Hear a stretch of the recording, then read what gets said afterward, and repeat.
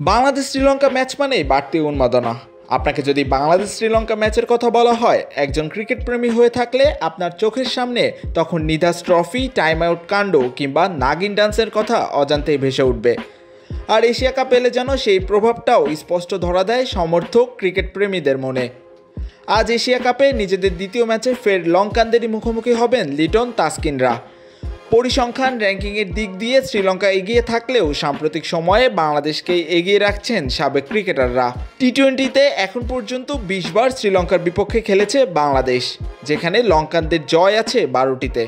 তবে শেষবারের পাস দেখায় 4টিতেই জয় ছিনিয়ে এনেছিল টাইগাররা।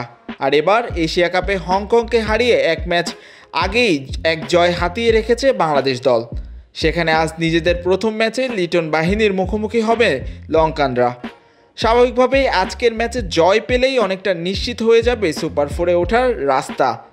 তবে সর্বশেষ লিটনের অধিনায়কত্বেই টি-20 সিরিজ জিতেছিল বাংলাদেশ, আর আজ সেই ঘটনারই পুনরাবৃত্তি করতে চায় বাংলাদেশ দল।